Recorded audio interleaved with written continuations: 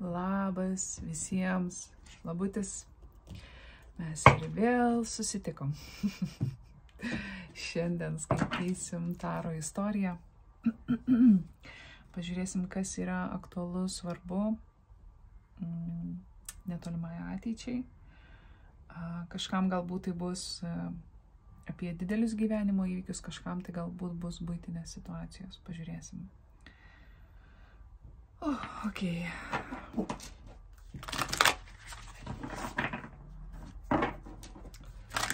Kas yra svarbu šiandien?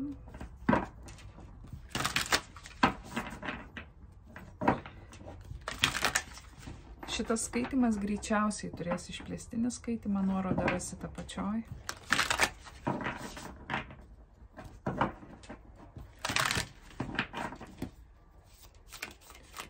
Kokia žinutė yra svarbi dabar?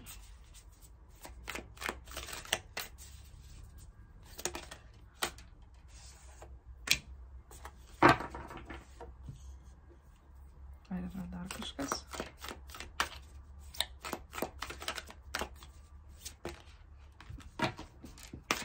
Ar yra dar kažkas?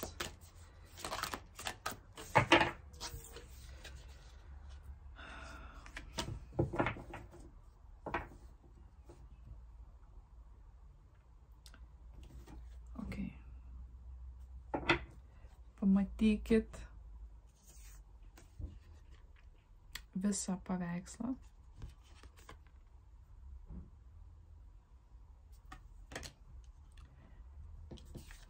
Ir grąžinkit švelnumą į situaciją.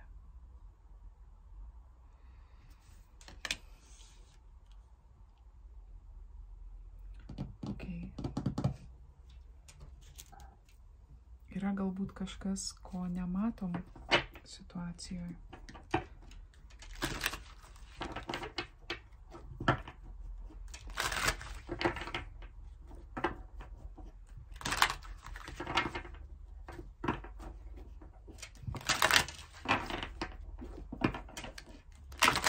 Kas yra svarbu? Apie kokią situaciją mes kalbam?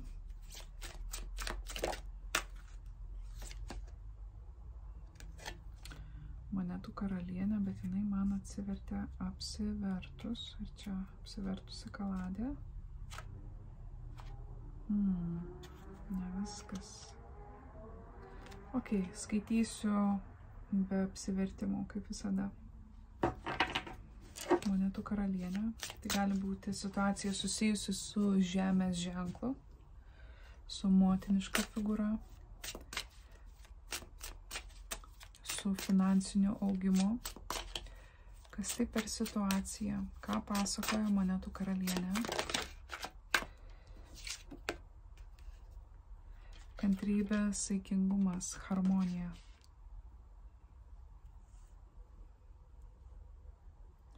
Norisi sakyti, kad jeigu imatės kažką auginti, ar ne, kadangi turim monetų karalienę, šitoje kaladėje tai yra augimas, kantrybė, saikingumas yra harmonija.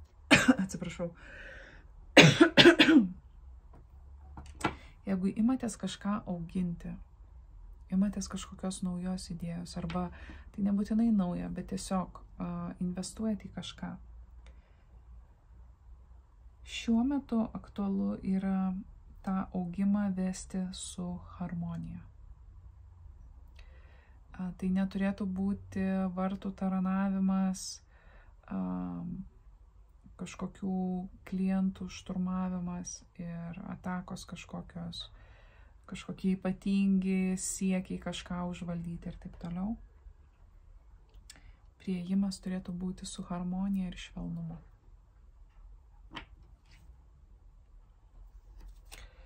Kodėl yra aktuali monetų karalienė?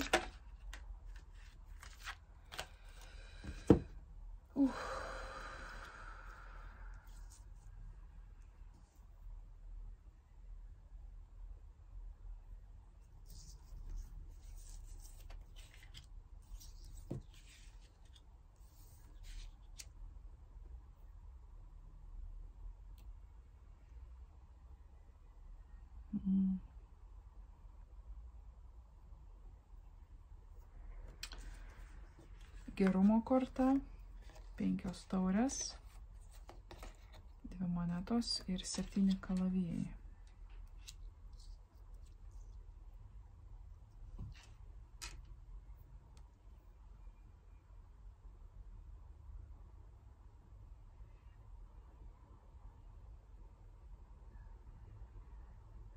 Toks jausmas, kad kažkas nori, kad jūs paslystumėt.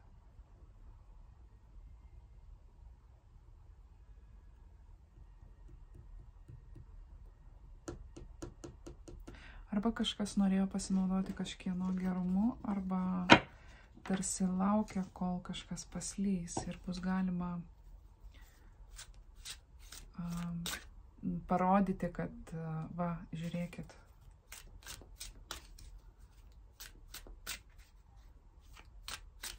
Ar pagrįstas šitas laukimas? Ar pagrįstos šitos ambicijos?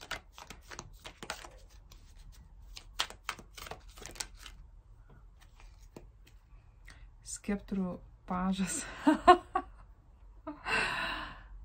Skeptrų pažas šitoj kaladėjai. Įvardintas kaip nekaltybė.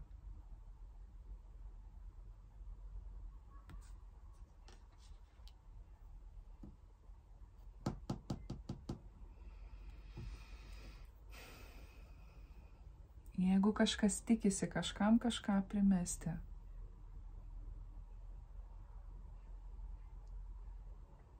tai nepavyks.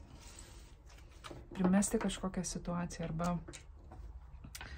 tarsi ištraukti iš kito kažkokią reakciją, energiją, šešėlinę, ar ne, ir tai nepaeis.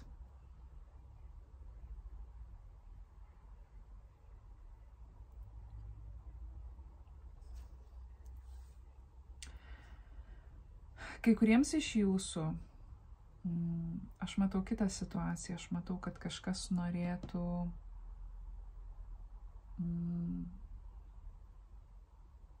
su jumis bendrauti, jūs esat labai geroje energijoje. Tai, ką aš paskutiniu metu kalbėjau, aš nepamenu, man atrodo, Mėnulio genties skaitime kalbėjau apie tylią galią. Bet galbūt ir live ar kažkur istorijose apie tai buvau kalbėjusi. Jūs esat labai geroje energijoje. Jūs esat labai stiprus,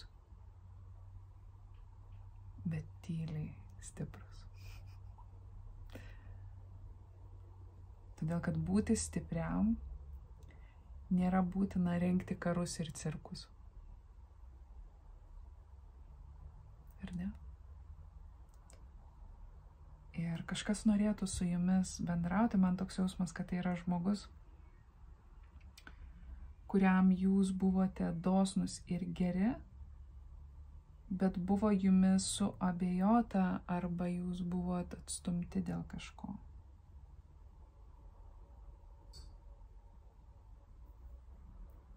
Ir tas žmogus nežino, kaip dabar prie jūsų prieiti. Primenu, kad šitie skaitimai nėra tik tais romantiškai sričiai. Meilė turi daug formų, dėmesys, chemija irgi turi daug formų. Ir mūsų gyvenime didžiąją dalį užima daug daugiau žmonių negu tik tais tas vienas. Ar ne?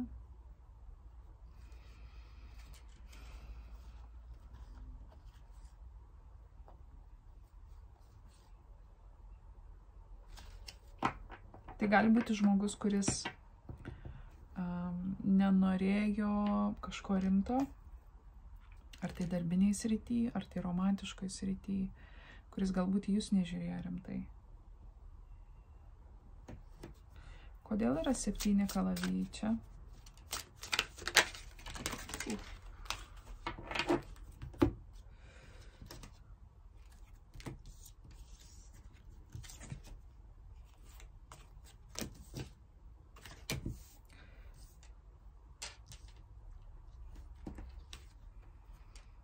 Keturi kalavijai. Strategija, tyla.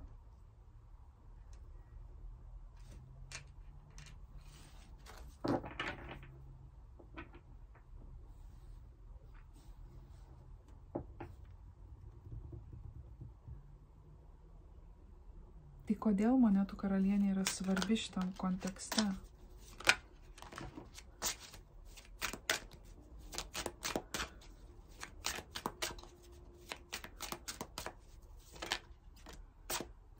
Dešimt monetų pinigai.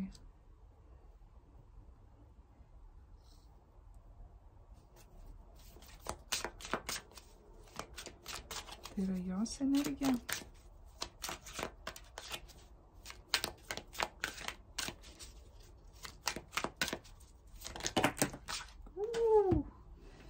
Kas čia nuskrido? Atsiskyrėlis, tai gali būti mergelė.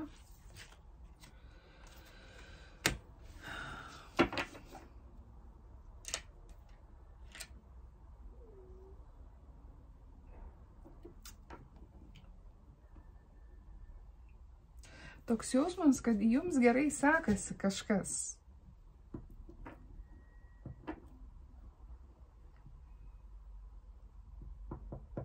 Jūs tarsi gaunat tai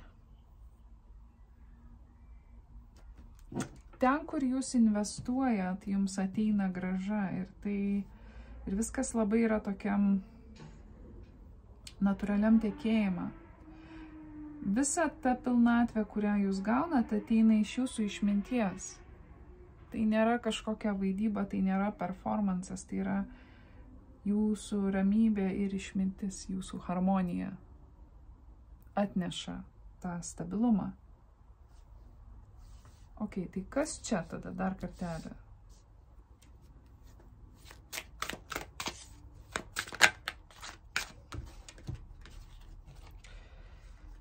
Devyni kalavijai, fortūnos ratas, 3 skeptrai. Tai gali būti kažkas, kas mokosi iš jūsų.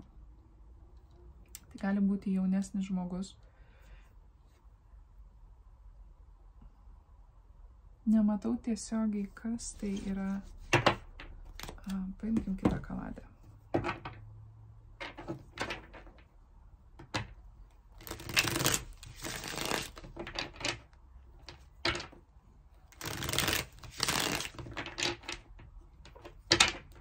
Kai kurie iš jūsų atradot alchemiją, kaip savo nerimą konvertuoti į tikėjimą. Atradot savo formulę.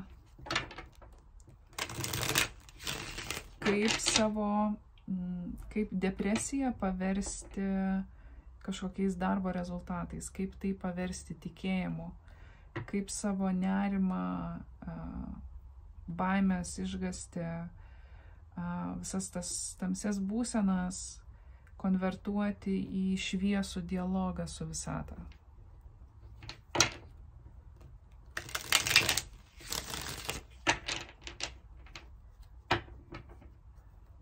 Kas tai? Kas tai per žmogus yra čia?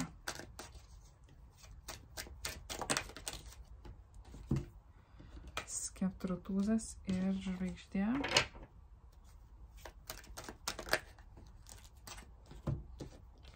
Aštuonios monetos ir kantrybės, saikingumas.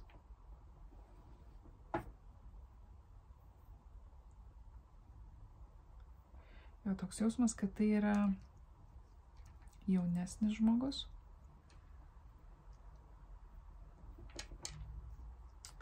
Tas, kuris mato jūsų talentus, jūsų nuopelnus. Tai gali būti šaulys.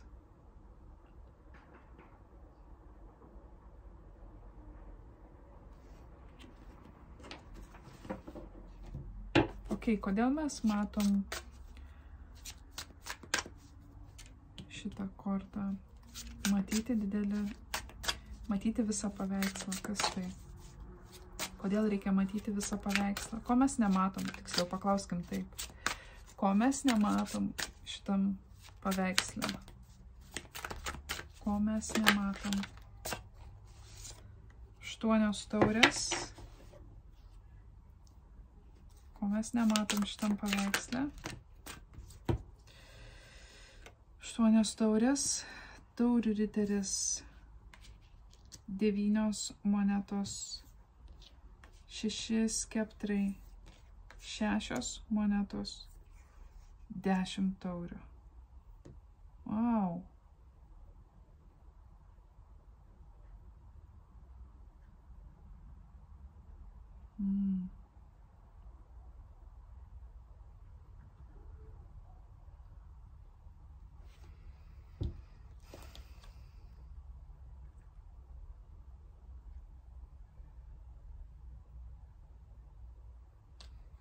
Kai kurie iš jūsų, įdomus konceptas. Toks jausmas, kad, gerai pabandysiu iliustruoti tai, ką čia matau. Tarsi praeityje buvo kažkokia labai sudėtinga patirtis, ar ne? Tarkim, trauminė patirtis santykyje, gyvenime galbūt apskritai. Ir tai tarsi nuspalvino jūsų matymą tam tikrom spalvom ir įnešė tam tikrą braižą, kaip jūs matot pasaulį. Ir tas braižas tapo negatyvus po tos patirties, ką jūs patyrėt.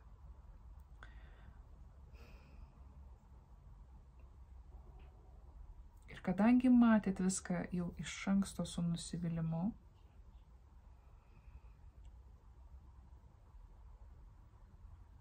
darydavot tai, kas patogu buvo. Žaisdavot saugiai, kitaip tariant.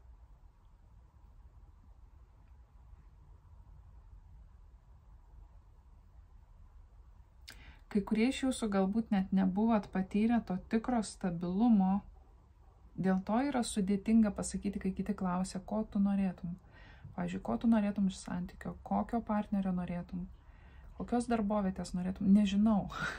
Nežinau, nes nepatyriau, ar ne, neturėjau gero vadovo, neturėjau šeimyniško gero partnerio, neturėjau ilgalaikiškų stabilių santykių, ar ne, kiekvienam tai yra labai skirtinga. Bet kai kurie iš jūsų iš tiesų nepatyrėt to tikro gerumo, tikro stabilumo ir jums atrodo, kad gauti iš žmogaus gerumą jūs turite kažkam be proto įtikti ir save transformuoti ir konvertuoti į kažkokias kitokias formas, kad patikti, kad gauti tą gerumą iš kito žmogaus.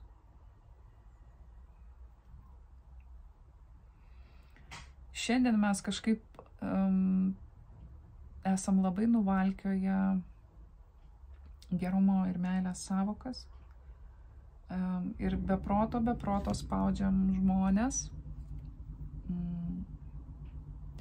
Tarkim, jeigu aš pasakau, kad man santykyje reikia kito žmogaus gerumo, meilės, man santykyje reikia kito žmogaus dėmesio, man patinka kito žmogaus dėmesys, man patinka su žmogum draugauti, bendrauti, juoktis ar ne, pasakotis, pyktis, galų gale ieškoti sprendimų situacijoms, kartu kovoti už kažką ar ne, ar prieš kažką, kartu kurti ir taip toliau. Žodžiu, visi tie atributai, ar ne? Jeigu jūs tai pasakysit, tai kai kurie žmonės iš karto pradės badyti pirštais, kad, pilnatvę tu turi pajausti pats savyje. Tu negali versti kito padaryti tave laimingu.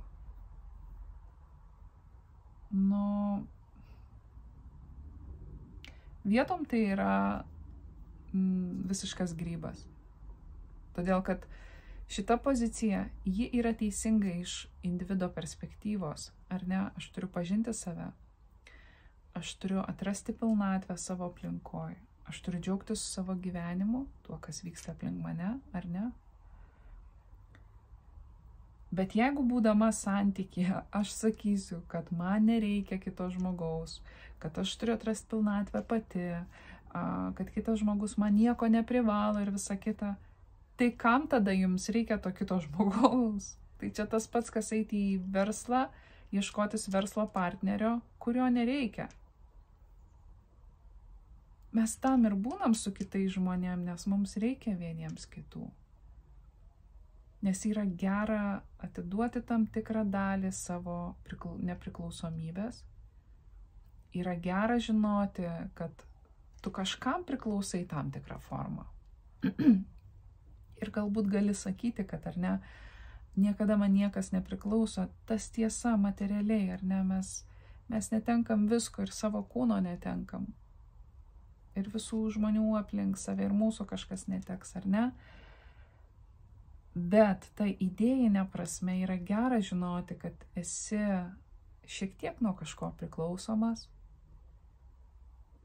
kad kitas žmogus yra šiek tiek nuo tavęs priklausomas, kad tu gali padėti, kad tu gali tarnauti kažkam, kad tu gali duoti kažkam, kad tu gali kažką užpildyti, kad tu gali padėti kitam žmogui siekti savo misijos, savo tikslų, prisidėti prie kito žmogaus kopimo laiptais, ar ne?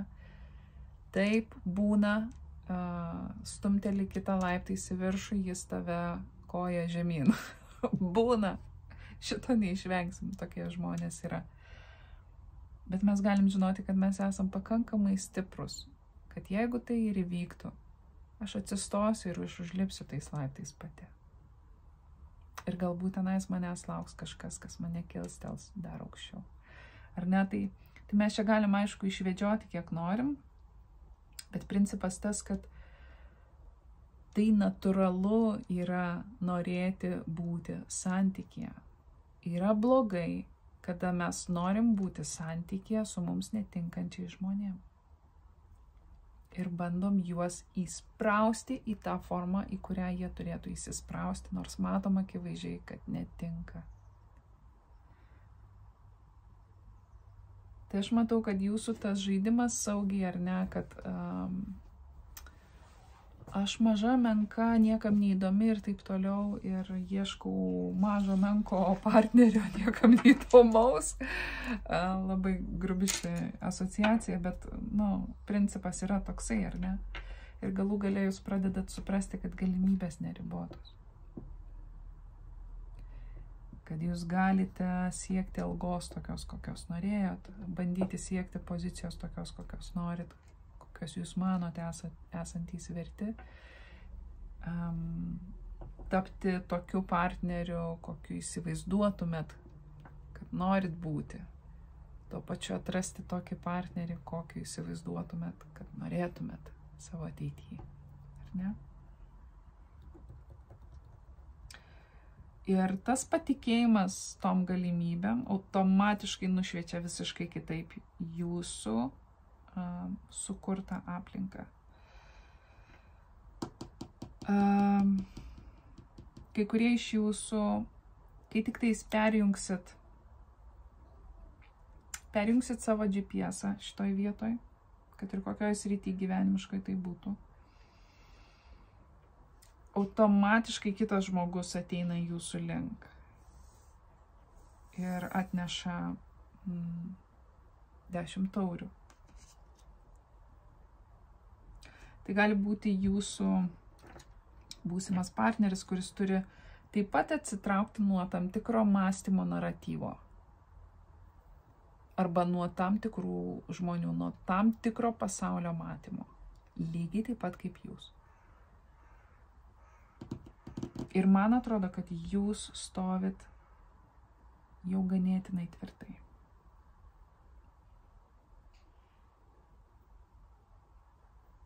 Tai gali būti žmogus, kuris norėjo jumis pasinaudoti, elgėsi nebrandžiai, kuris šiek tiek žaidė aplinkybėm situaciją. Jis ateina jūsų link, tik jūs to nematot, jūs galbūt jį vis dar matot kaip žaidėją, kaip nebrandų, kaip neįsipareigojantį, kaip vienokį ar kitokį, ar ne?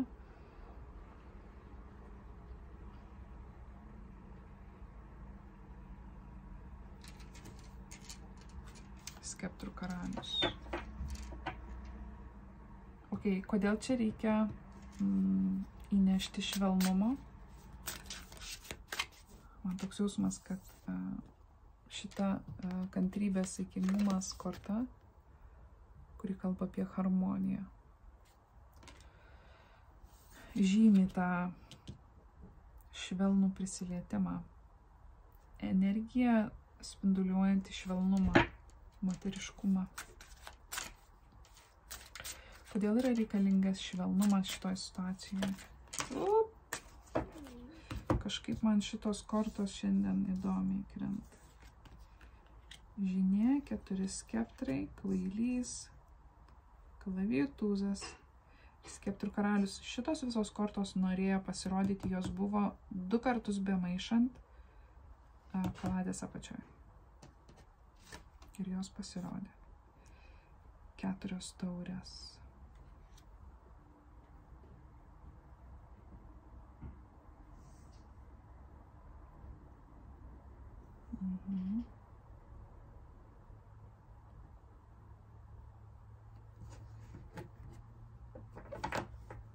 Įsimylėliai.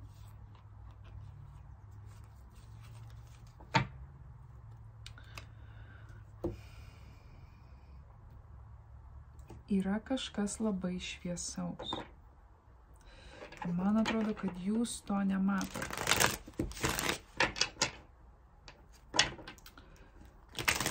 Kažkas labai šviesaus artėja jūsų link.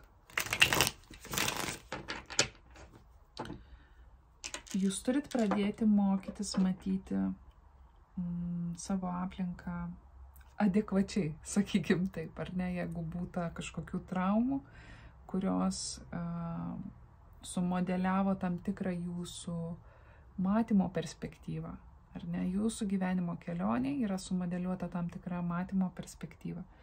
Tai reiškia, kad jūsų rega mato tik tam tikrus kampus, tam tikras spalvas. Ar ne?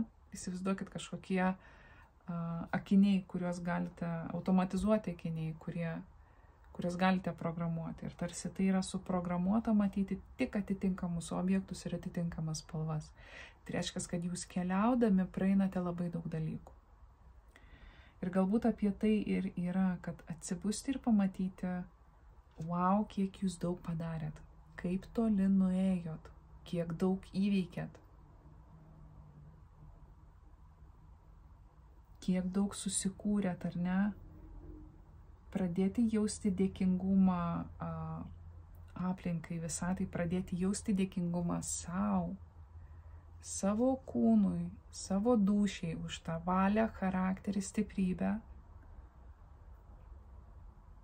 ir iš tiesų leisti savo pajausti tą ramybę, niekur neskubant, niekam nedeklaruojant, nei istorijam, nei Facebookam, nei Instagramam, nei kažkam skambinantis ir pasakojantis, tiesiog pabūti tame momente. Aš labai gerai atsimenu, kada aš pati save pradėjau mokyti, kai kažkas įvykdavo, aš tiesiog savęs sustabdydavau, nes labai norėdavosi kažkam pasipasakoti greitai, ten draugiam, šeimai, ar tai kažkur į kokį Facebooką įmesti, ar ne. Ir aš sustabdydavau ir aš jausdavau tą gerą jausmą viduje. Man pasisekė, man yra faina ir aš noriu turėti šitą momentą pati savo. Aš nenoriu niekam jo atiduoti ir aš nenoriu girdėti niekieno žodžių, vertinimų, komentarų. Aš turiu savo. Man užtenka, ar ne? Tai vat kažkas panašaus. Ir yra kvietimas į situaciją pažiūrėti brandžiai, pažiūrėti, koks yra tas pilnas paveikslas, nes galbūt jūs stovit per arti. Galbūt yra sukurtas kažkoks labai sudėtingas matymas, labai sudėtinga kompozicija ir jūs stovit arti. Ir jums neina pamatyti viso braižo, visos kompozicijos, ar ne? Yra kvietimas atsitraukti ir pažiūrėti į viską iš toli, įnešti neutralumo. Ir kai įnešot neutralumo, įnešti šiek tiek švelnumo, paprasčiau. Žiūrėti į viską paprasčiau. Neskubėti užsigauti, neskubėti personalizuoti visko, ar ne, jis pasakė taip, anaip, ten jį nusisuko, jį man ten nedavė žinoti ant to ar ano, nuimti tą susireikšminimą. Ar ne? Galbūt tai ir buvo daryta su intencija kažkur kažkam, bet aš renkuosi matyti neutraliai ir nešti tą švelnumą, ar ne? Kas yra šitas skeptrų karalius, kuris ateina link mūsų monetų karalienės? 6 skeptrai. Mes turim 6 skeptrus čia. Tai yra žmogus, kuris yra labai... Šitas žmogus siekia... kaip įvardinti? Jis labai aiškiai moka nusistatyti tikslą. Ir labai aistringai siekia to tikslo.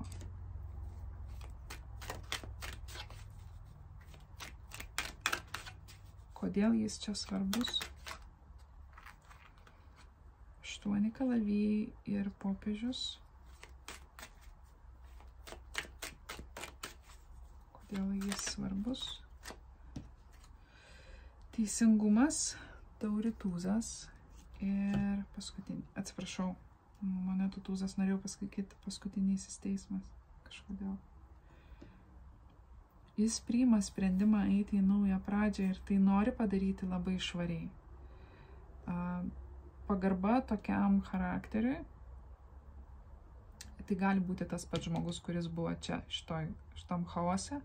Skeptrų riteris išaugo į skeptrų karalių. Toks jausmas, kad kažkas nebenori būti Kazanova.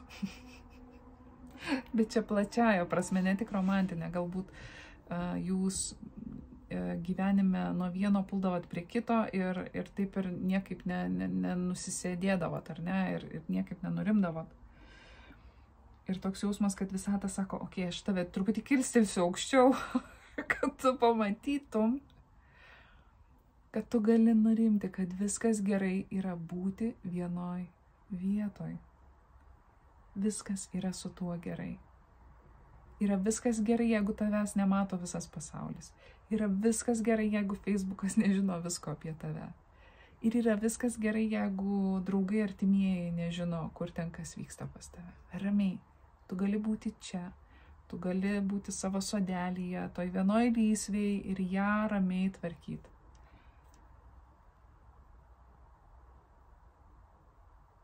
Ir man atrodo, kad šitas žmogus nori ramybės, jis nori teisingos naujos pradžios.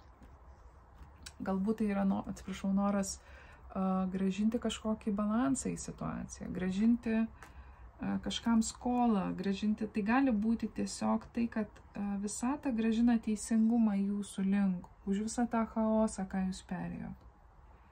Okay? Gerai, manau, kad pirmai daliai pakanka, mes eikim išplėstinį skaitimą, aš išplėstiniam dar pasižiūrėsiu ir romantikos orakulo, okay, ką sako, nes kai kuriems tai gali būti romantinė situacija. Mes panagrinėsim, kas yra konkrečiai šitie personažai. Okay? Ir kur link jie eina. Tai ačiū, kad buvot. Ramybės, balanso ir iki pasimatymo. Ate.